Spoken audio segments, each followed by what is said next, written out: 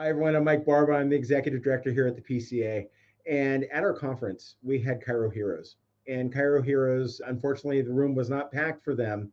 But everybody that walked out of there made sure that they pulled me aside to tell me how important they thought the messaging was, how much we, as the chiropractic community here in Pennsylvania, need to embrace the things that they're working on and the things that they're trying to address and really kind of dig into the work that is Chiro Heroes. So I'm really excited today to have with us Dr. Eric Harrison, and you also know Joe Krysiak, who is our Sterling Professionals guys, and they are here today to talk about Chiro Heroes, an organization that they've been running for actually almost 6 years. We started this in October of 2020.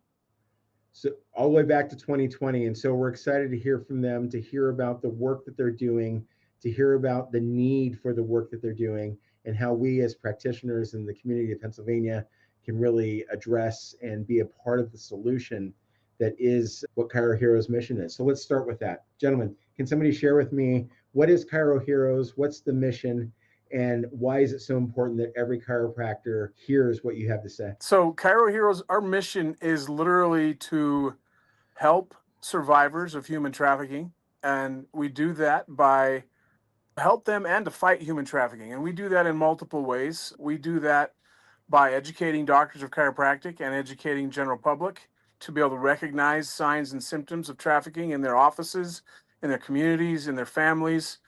And then we raise money to donate to different organizations that are set up to free women and children and men from sex trafficking and human trafficking, and to help with the aftercare programs that are out there. There's a lot of different nonprofit organizations that have established aftercare programs, and we work with those aftercare programs to provide necessary education, doctor's visits, things of that nature, homes, houses, places for them to go where they can get back on their feet and get their life back together, including a network of chiropractors who will give free chiropractic care to victims of human trafficking. I think it's also important to remember that we're not the feet on the street, right? We are the ones that are helping raise money, raise close to $500,000 in the last 6 years. All that money goes directly to human trafficking. We're a nonprofit organization. Eric and I are not getting paid for this, but all of the money resources are given to worthy associations, worthy nonprofits in each state that we work with to help victims and survivors get back on their feet, identify the keys on and the symptoms of what a human trafficker looks like, how to identify it, what to do, what not to do, and create a system that chiropractors across the nation can give back to those in most need. In preparation for this conversation that we're having right now, I looked up some data on this, and the NCMEC, which is the National Center for Exploited Children, came back with some pretty startling numbers. For instance, a couple of things I wanted to share. Last year alone, 2025 alone, there were 61.8 million files connected with child exploitation that were launched through them, or tip lines. There were 21.3 million cyber tips and 53,000 urgent needs. Now, that's not just in the state of Pennsylvania, but that's in the United States, that this is happening today, and it's happening everywhere. One of the things that from people that were in the room, and that is, once you all started chatting about what Chiro Hero does and the need and the work that is ahead of you and the why of what you did, there's a palpable silence that kind of came over the room. And so I want to give you guys the opportunity to talk about the problem, talk about what we're really faced with, and why it is important that an organization such as Chiro Heroes supports other aftercare opportunities for individuals who have found themselves going through this terrible situation. So there's a couple, and the stats are out there. There's tons of stats. The one stat I always say that we need to remember is this, that every minute of every day, there are 2 people kidnapped and sold into sex trafficking. That is the numbers worldwide.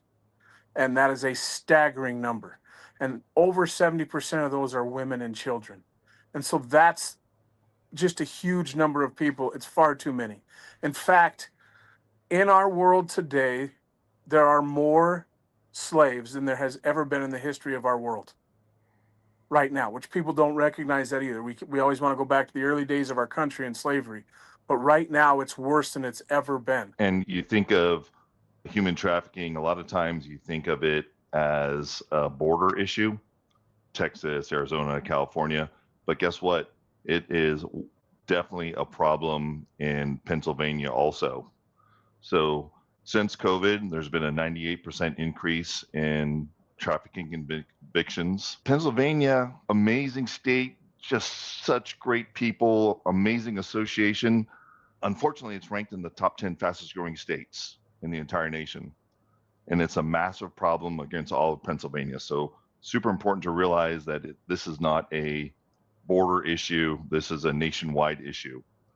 And so a great example is here is a national map, hotspots of where trafficking occurs.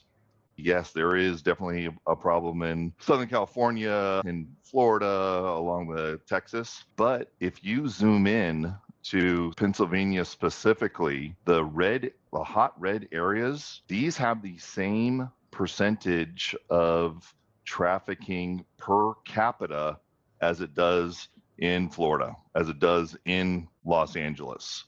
And you know where these cities are, right? You can tell where the heat maps are, where interstates occur, where the population areas. So this is not a border issue. This is a problem in Pennsylvania.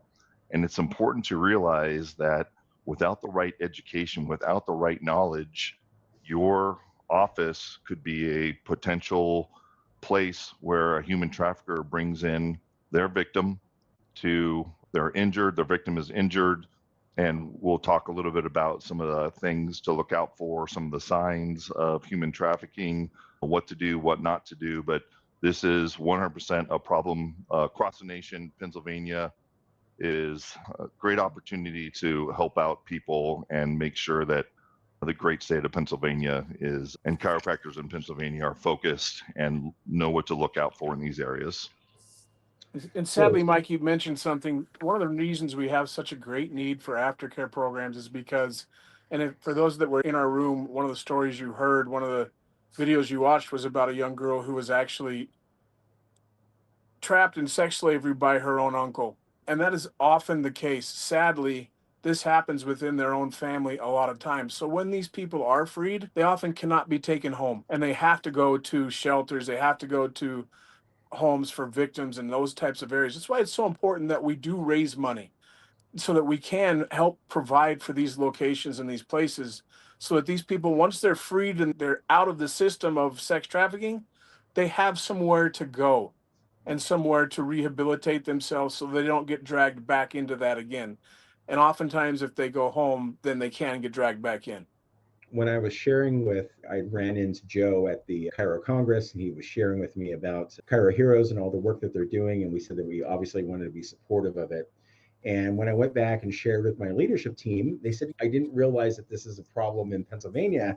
And I think it's one of those situations, especially when it comes to this, you think it can't be in my neighborhood and it can't be part of the world that I'm living in, but it's here.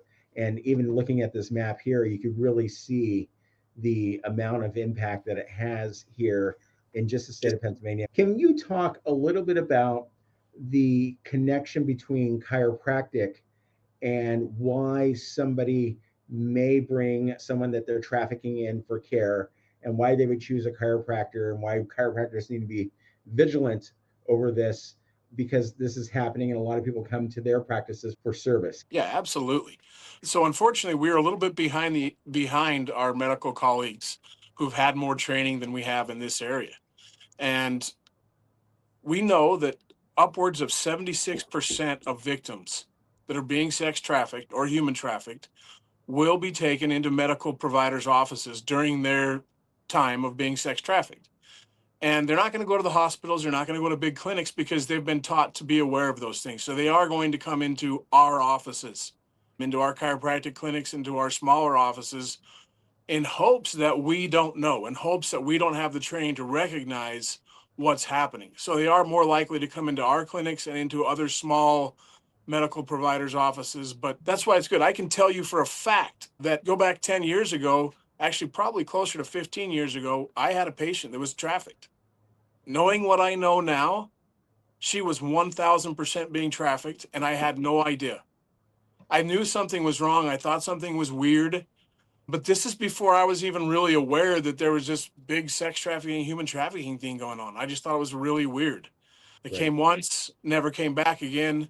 So had I known what I knew right now, I would for sure be able to turn them in. Yeah, and I imagine the toll of knowing in hindsight, looking back and going, gosh, I missed X, Y, and Z, or I just thought it was hinky. And the truth is that there was a situation happening that needed someone to have intervention. And that's why I think it's so important, not only for practitioners to be trained, but it's also very important that the staff be trained as well. Joe, you just shared or are sharing currently signs of human trafficking. Would you like to go over this? Yeah, so this is from a really amazing woman who works for one of Sterling's top customers. She's in Washington State, but she gave me some great insight, and I'm literally getting goosebumps thinking about her because she's so amazing. But she was actually trafficked, and now she's the head PA at a great chiropractic office, a super, super amazing lady. But she helped, we had some data on what signs to look for, but she helped me create this slide. She said, number one, when a trafficker would typically take someone who they've injured, a victim, into a chiropractic office instead of a MD office. Why? Is because chiropractors are not as well trained as MDs are.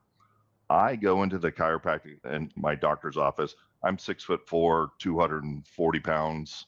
And they ask me, do you feel safe at home? Are there any signs, or are you safe? They're asking me that. They're asking everybody that. And unfortunately, traffickers are smart, right? And so they're going to take their victims to places where there's less susceptibility of getting caught. She said some of the signs were the trafficker would take them into a chiropractic office and they would say that, okay, we're going to say that you don't speak English, you don't talk, and I'll answer all the questions for you.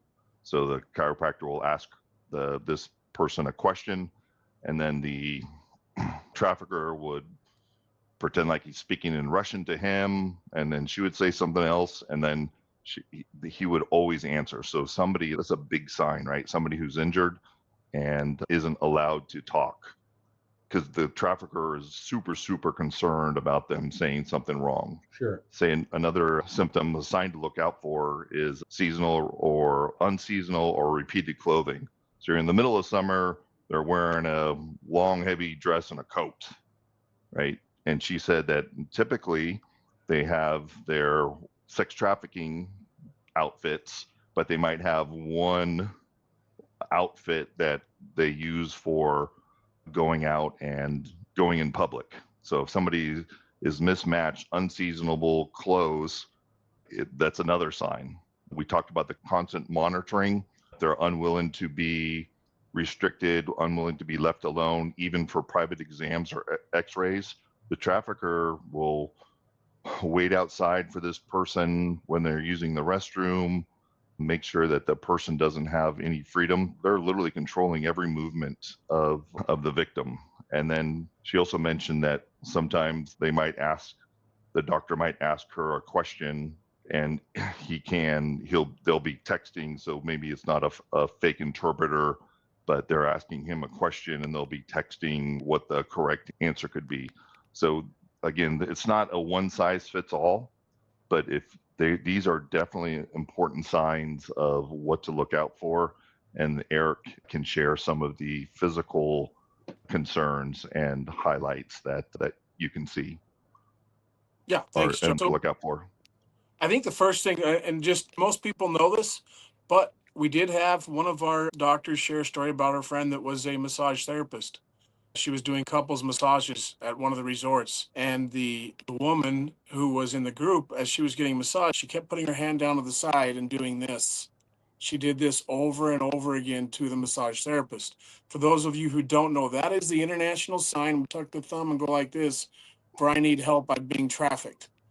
Unfortunately, this massage therapist didn't know that, and she wasn't able to help. And obviously, it's one of those look back on things and really feel guilty, but that's the official sign, right? And so it's good for all of us to be able to memorize that.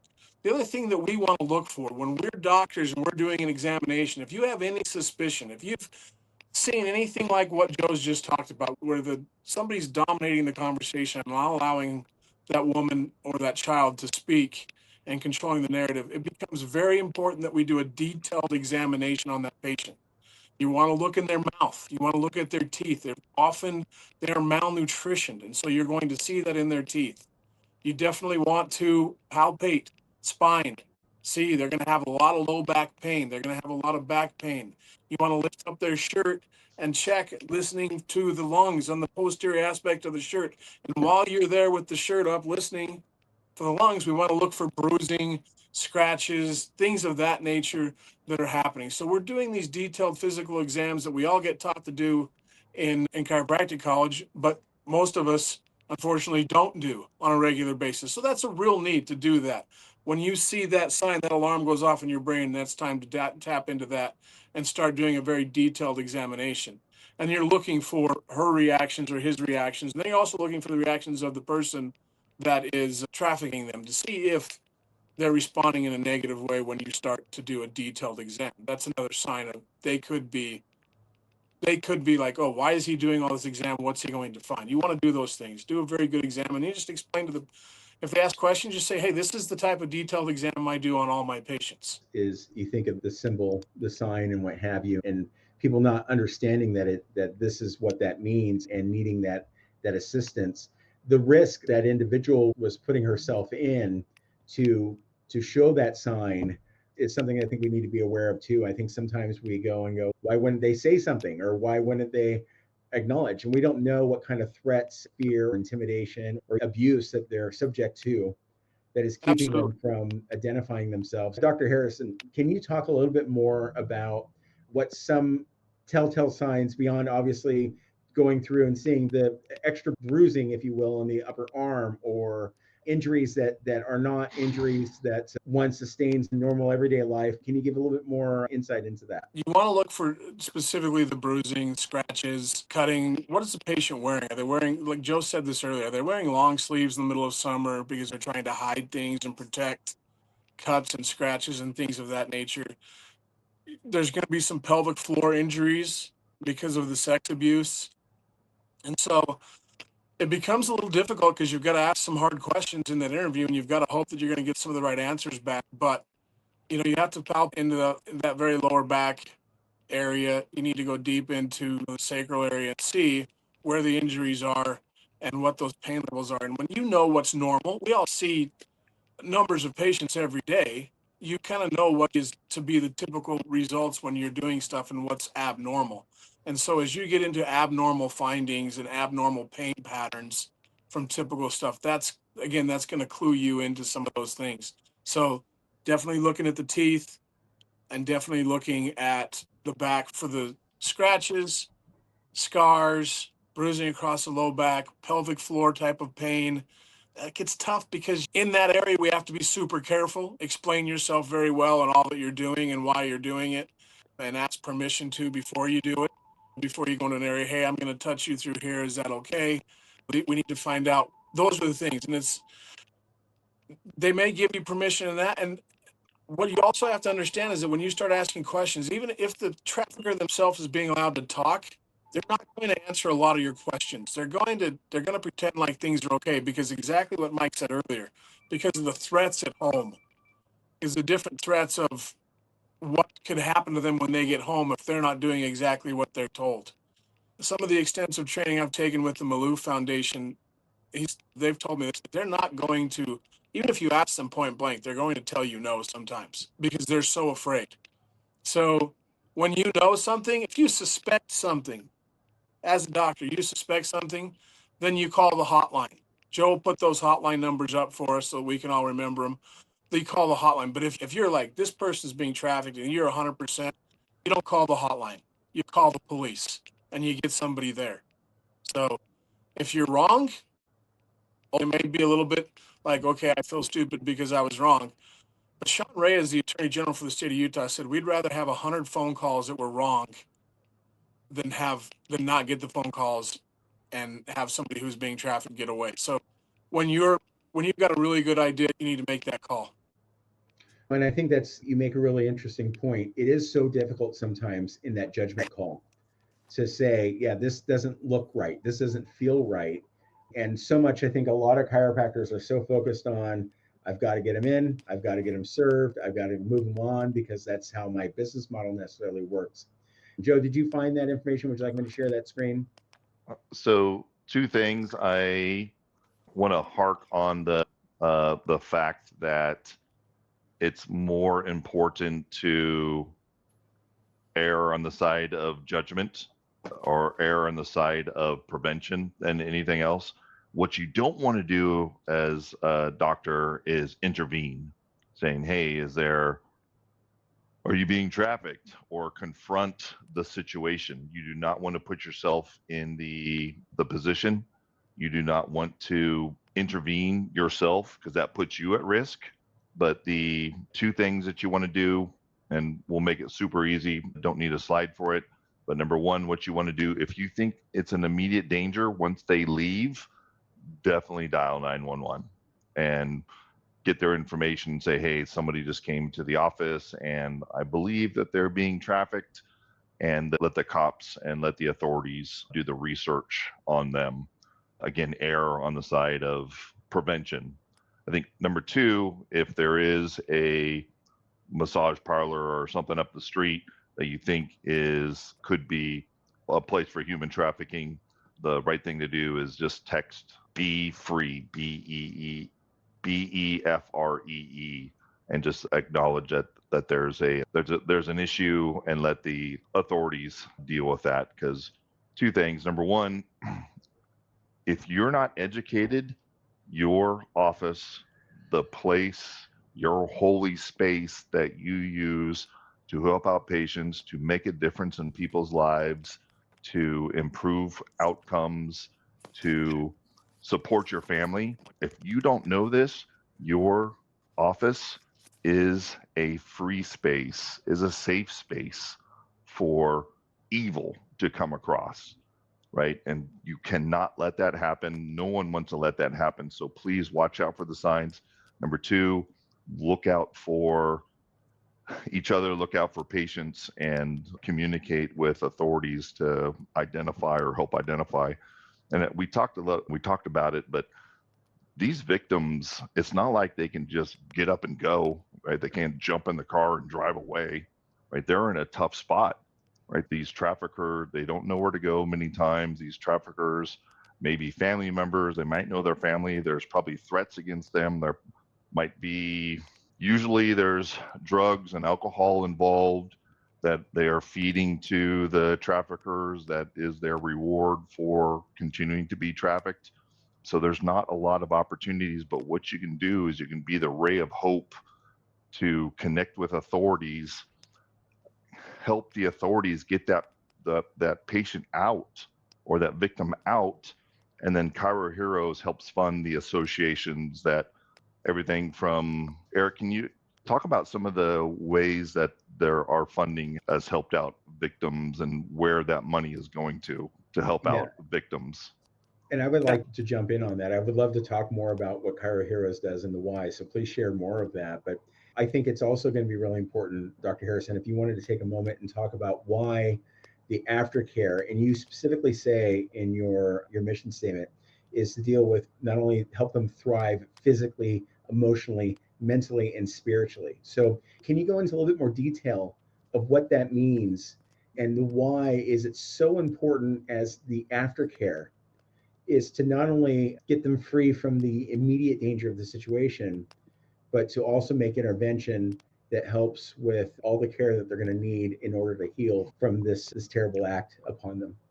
We've done several things. I think one of the first things we did in the very first year, the money we raised, we donated $40,000 to Operation Underground Railroad. $20,000 of that was earmarked specifically for a scholarship fund, which then they matched. And so that these people who had been freed when they came out, they could get the education they needed to get their lives back on track. The Maloof Foundation that we deal with also has a scholarship fund at Southern Utah University where they'll pay for up to for a bachelor's degree for somebody. all free at Southern Utah University. We're looking to expand that with them to the trades, dental assisting, medical assisting, some of the simpler trades. But there's money out there that's available for some of those victims to do that. The other thing is a lot of these care centers and a lot of these centers that they go to, they have access to psychological counseling, medical care, and then we're providing the chiropractic care through Dr. Christina Stitcher. She's a pediatric ICA pediatric teacher. She has a pediatric clinic here in Utah. And in this particular one, Joe threw up this slide. There's one of the patients that she saw that came into her office without going into too much detail because we are on a little time constraint today. But Christina made absolute miraculous improvement. They call her Jade. That's not her real name because we're not allowed to know her real name, but they call her Jade. And when Jade came into Christina's office initially, her eyes were just black, right? She had gone through psychological training, medical, everything with the aftercare program that she was involved with, and nothing had helped her. She was still in pain every day. And this was right after we had reached out to them and said, we want to give free chiropractic care. And they sent her to Dr. Stitcher's office, and she was able to work with Jade, saw her. Jade, after a couple of visits, said, how often can I come in? Because this helps. And she's seeing Jade every day. She said within a month, when Jade would come in, not only did the light come back in her eyes, but she would walk in the door and give Christina a big, huge hug every time she saw her, because she had literally changed her life in such a positive way that we know that we do as chiropractors. And it's not just an adjustment, it's the whole power of the adjustment. When Jade walked in the door to Dr. Stitcher's office, she failed every neurological test she put her through. She couldn't do any of them. She couldn't stand in place and walk with her eyes closed. There were so many different things she could not do. But she also wouldn't open up emotionally either. And so when Christina was done, obviously she did such a phenomenal job with her emotionally and just connected with her on a level. Obviously, she was coming in and giving her hugs every time she walked in the door. It created a safe place, a safe environment for her to come heal. And we were lucky enough that one of the individuals wanted to do a report on this in the U.S. Psychology Today. I can't see that exact thing, Psychology Today. It's the only article that's ever been written about chiropractic. And it says what human trafficking survivors need most: psychotherapy and chiropractic care. So we're providing an arena to help these patients heal physically, emotionally, neurologically, chemically, while they're getting the other work that they need psychologically with therapists and other medical doctors. But chiropractic has always been one of the great healing arts, and it's absolutely phenomenal what we're able to do for some of these survivors. Yeah, it's interesting when you look at chiropractic as a whole, it being a hands-on technique and a hands-on care could really help with some of the traumas that have been envisioned by someone obviously not good touch. I know we have limited time, guys, so I just want to pivot to a couple other little questions here. One of the things we teach our kids fairly early on is don't talk to strangers. But I think that gets very complicated now in our internet, social media world. And can you all share with us a little bit about grooming techniques that are happening today, about young people having access to really the world, can communicate with them directly, and what that looks like in regards to someone finding themselves, getting themselves in trouble, or talking to somebody that may have, unfortunately, not the nefarious objectives on the individual. And can we talk a little bit about that? I know you touched on it in your talk at the Northeast Chiro Summit, but I think that might be a really interesting thing for us to think about what we need to do in order to keep our kids safe in today's day and age as well. Absolutely. So one of the groups that we work with is called the Maloof Foundation. And the Maloof Foundation has two things that are very beneficial to us as parents, grandmas, grandpas, aunts, uncles, whatever.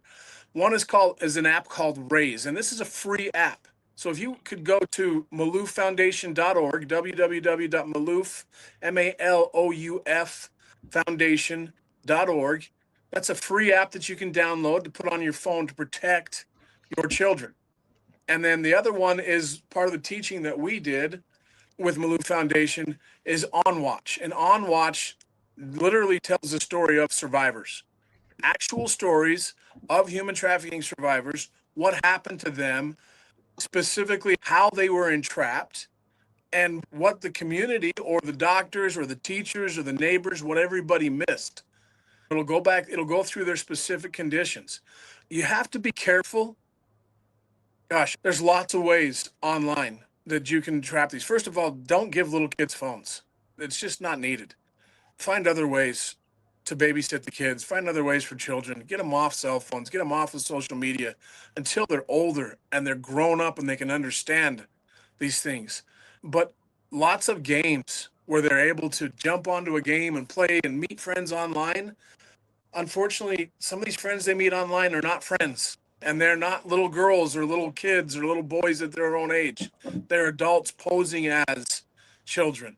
This has happened to multiple friends of mine where unfortunately it found out before things could go wrong. But in the one case, the grooming was such that when the young girl, she was probably 11 at the time, they had a scheduled meet, right? A scheduled meet online to all four of the friends to get together to play the game, which was Roblox.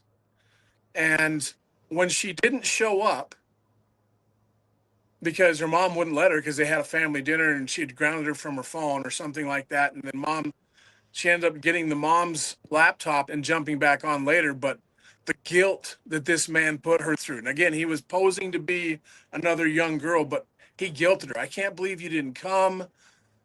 Jenny was talking about hurting herself because you're one of her only friends and you weren't here. This is the type of things that they do. This is the type of grooming that was taking place. You can't miss these. It was despicable. The guilt that he made this young girl feel for missing one of their scheduled playtimes on the phone. He also tried to get her to color her hair. She's a beautiful blonde-haired young girl. He said, you should color your hair purple. You would look so good with purple hair color. So these are some of the things that they do to the younger children. As you get into the older children, into the older boys and then the older girls, now it becomes pornographic, right? It becomes pictures. It becomes sending nudes. And again, some of these videos that we can see, again, go to MalouFoundation.org. Those of you who want to, who have the time, those of you who are in the class, saw some of the things we shared from there, some of the training that takes place there. But it talks about some of that grooming and the sharing of inappropriate pictures, sharing of nude pictures or lewd clothed pictures, which then ends up turning into more nude pictures. And once they have you, once you've sent the nude picture, then they lock you in. And it can be like, hey, sometimes it's just pay me money or I'm going to distribute these to your friends. Sometimes it's if you don't do this and if you don't do this and you don't give me more and send more, then I'm going to turn these pictures into your mother's work or your father's work. And they're going to be fired from their jobs because of what you did. And if you don't give me more pictures, then that's going to happen. And they use a lot of fear tactics on these young children. So there's several ways they groom them, but those are a couple of key ones that we've seen that we know of. Joe, do you have anything you'd like to add? We're going to send, I think, 3 things that you can help and make a difference. Number 1 is education. Number 2, I got a call maybe 9 months ago. I was driving and I got a call from a doctor in Virginia that said, hey, Joe, I took your online training, ChiroHeroes online training in Virginia. A week later, I saw somebody come into our office who I believed was a victim. I called 911. Police responded back and said, we were able to get that victim out of the situation. Again, he didn't know her name. He didn't know anything about her, but he literally, through taking the training and understand what to look for, he changed their life. And I was out driving on the freeway. I pulled over to the side of the road because I had so much emotion. Wow, what we're doing makes a difference. And every single person watching the show, every chiropractor can make a difference in somebody's life. by identifying and knowing what to look out for. Number two, a couple ways that you can help and make a difference. Number one, education. Number two, donate. Every dollar or everything goes back to victims. Money that is from Pennsylvania chiropractors. Vast majority of it stays in Pennsylvania. 75% stays in the state. 25% goes to national. So it's not like we're making money putting elsewhere. You can make a difference now in Pennsylvania, and we'll share these links on the back.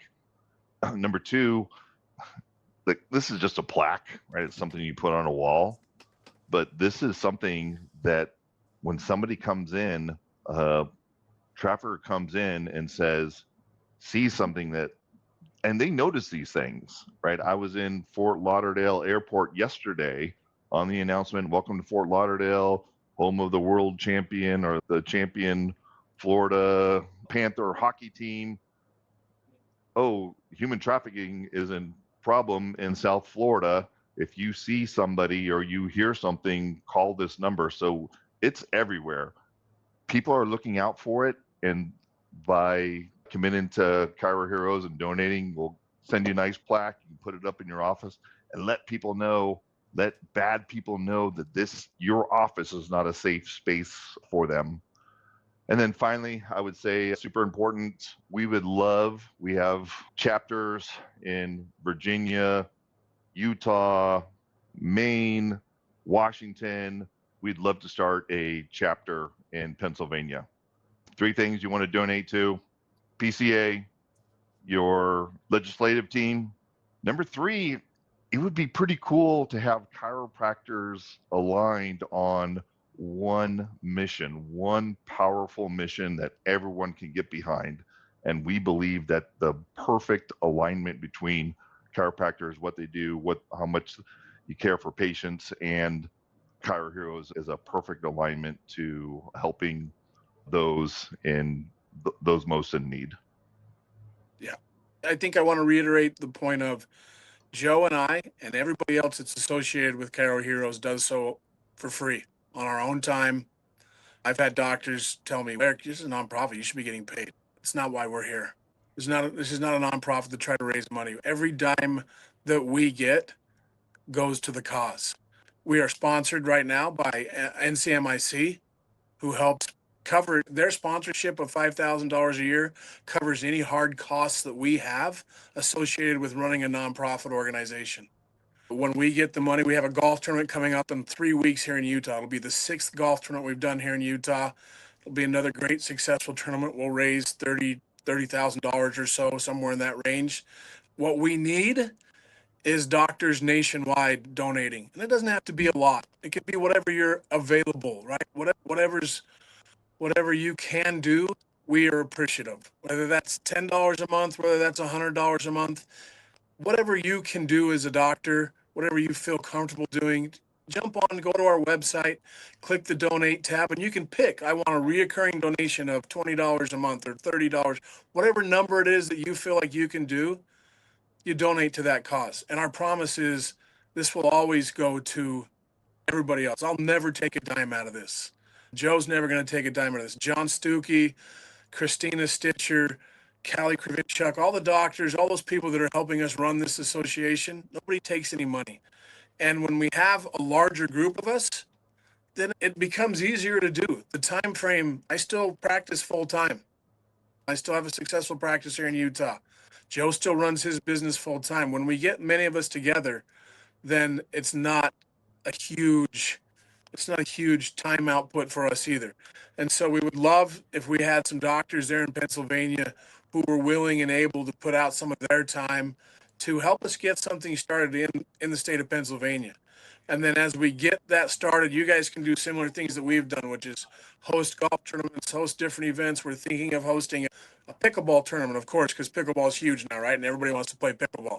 So we could host pickleball tournaments or different things that you guys can create and do whatever it is that you want to do to help raise funds for Pennsylvania. And then we work with you to find organizations in Pennsylvania that are already helping fight human trafficking, and we make donations to them and we team up with them. And so that would be phenomenal to be able to do. Again, huge. We've had also Ty Talcott. You guys know Ty Talcott, the compliance guy. Again, $5,000 donation last year to ChiroHeroes. Joe, I'm forgetting the guy that's our Chiro One Source. Josh with Chiro One Source. I switched. That's who I order all my products through now, because he's donating back to something that I love. And in fact, in December last year, he donated 1% of all proceeds, all the stuff that came into their office, in addition to making another donation. So we have some great, and we're looking to get more great, larger chiropractic names involved with us. But in the meantime, what's really going to make this flow is just lots of small donations from lots of chiropractors across the country that can be put to a good use. Listen, ChiroHeroes, Dr. Harrison and Joe Krysiak, thank you so much for your time. We could talk for hours and hours about this, and I appreciate you taking some time to get on this. We at the PCA are going to make an effort to work with you and to partner with you, start a working group specifically that is a ChiroHeroes chapter here in the state.